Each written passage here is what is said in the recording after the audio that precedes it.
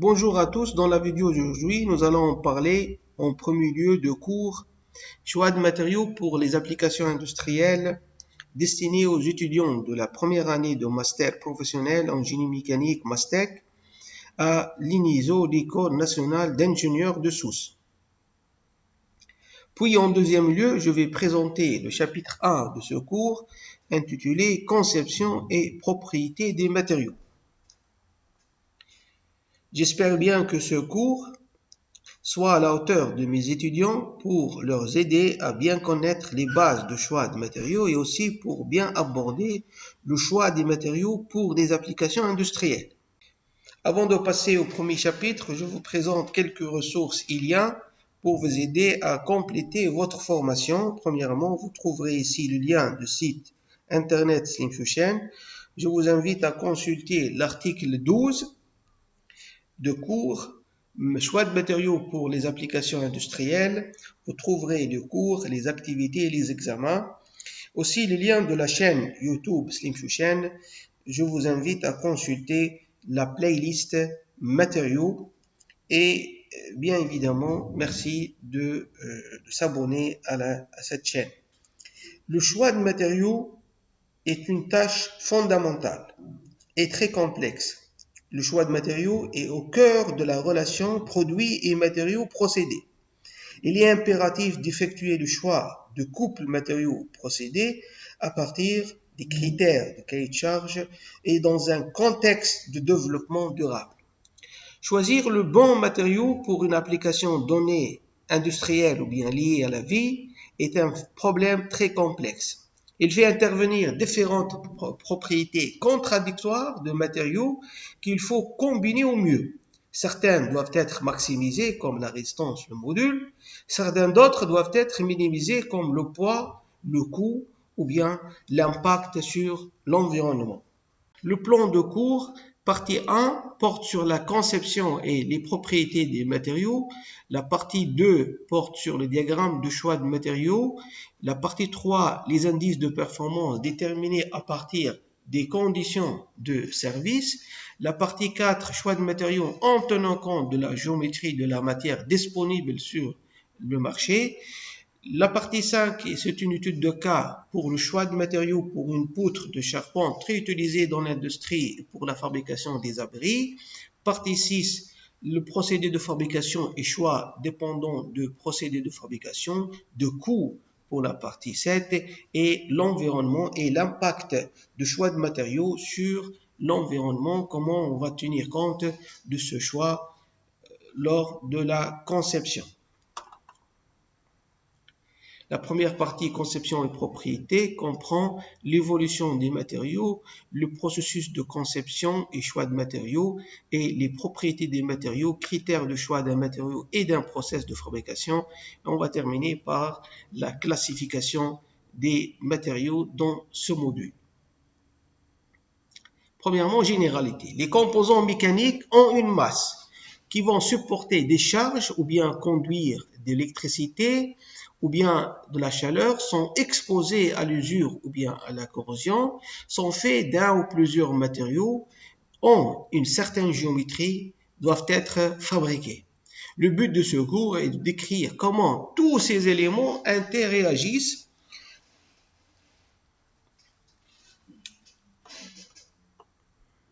Alors, le choix d'un matériau et d'un procédé est inséparable du choix de la géométrie, c'est-à-dire la forme ou bien la taille ou bien la précision. Pour arriver à cette géométrie, le matériau subit des procédés de fabrication comme forgeage, usinage, polissage ou bien assemblage. Donc la fonction impose le choix de matériaux et de procédés. Le procédé dépend de matériaux. Le procédé interagit avec la géométrie, il détermine la forme, la taille et la précision et bien sûr le coût. Ces interactions vont dans les deux sens. Spécifier une forme réduit le choix de matériaux et de procédés. Spécifier le procédé limite le nombre de matériaux et la forme qu'ils peuvent prendre. Plus la conception est sophistiquée, plus le cahier de charge sera précis et la plus grande seront les interactions.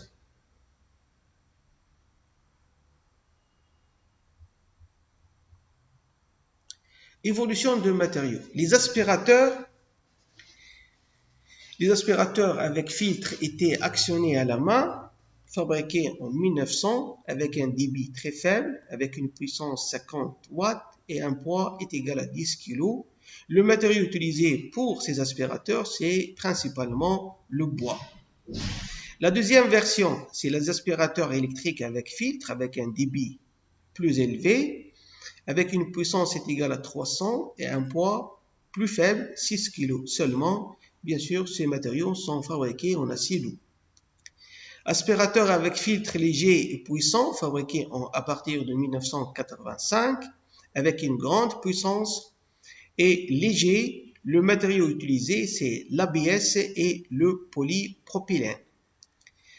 À partir de 1997, des aspirateurs centrifuges à extraction de poussière très puissante et avec des vitesses très élevées.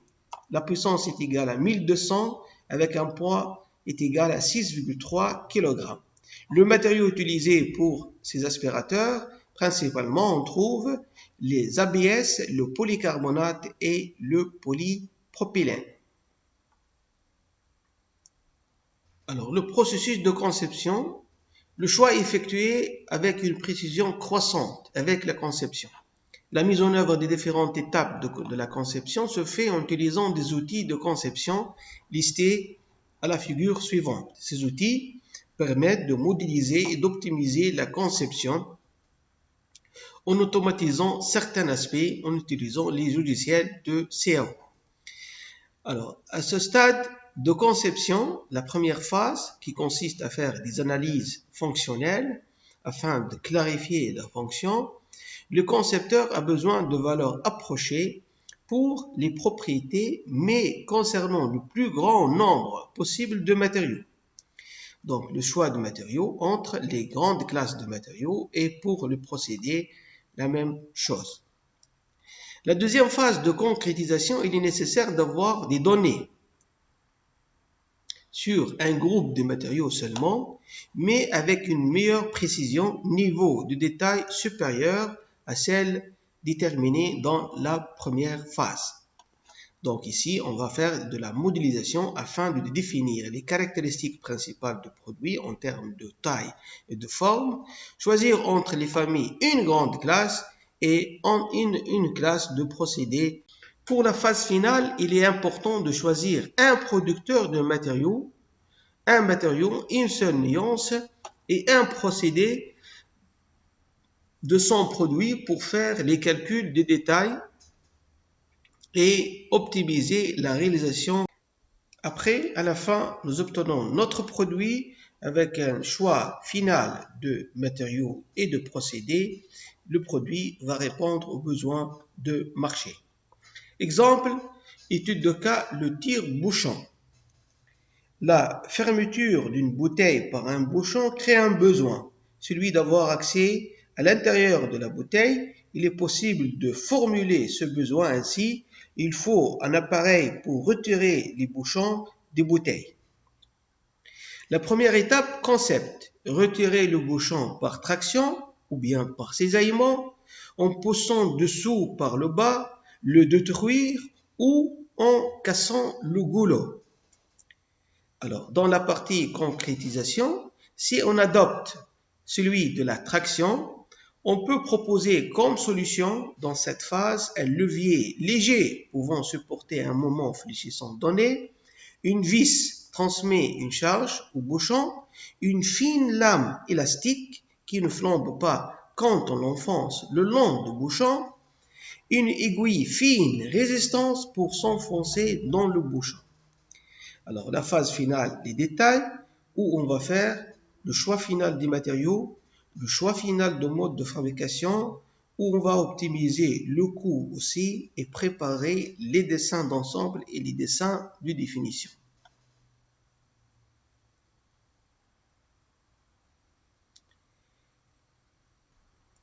Les propriétés des matériaux. qualité, propriété, caractéristique. Quelle est la différence? La qualité, c'est le type de la réaction d'un matériau exposé à un agent déterminé extérieur. Par exemple, la capacité d'un matériau à s'opposer à une déformation.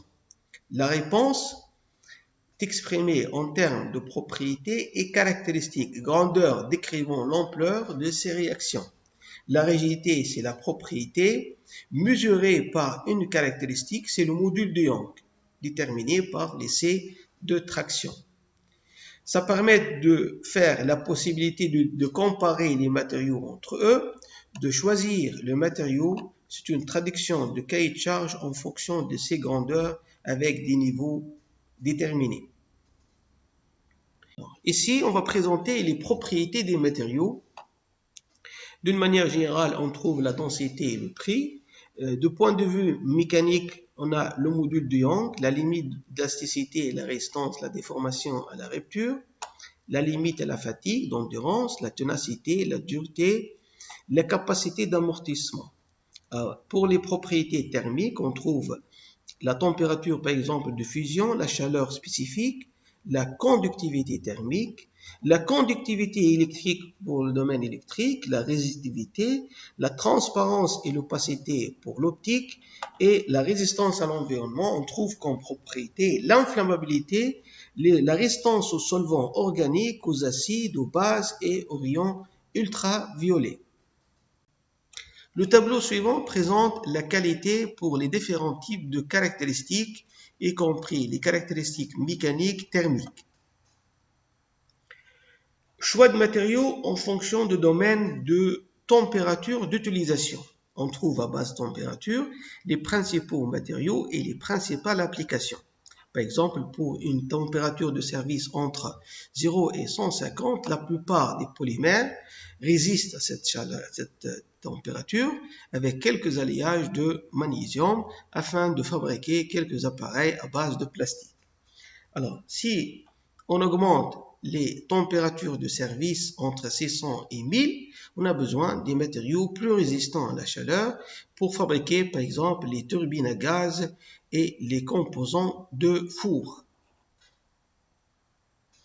Le choix de matériaux, fonte, aluminium, acier, cuivre, et de process de fabrication comme la fonderie, le forgeage et l'emboutissage ou l'extrusion dépend en première approche de 4 familles de critères. Techniques intrinsèques liées aux matériaux, économiques, coûts récurrents et coûts non récurrents, technologiques liées au process de fabrication et éco-conception lors de la conception, on tient compte de l'impact de matériaux sur l'environnement.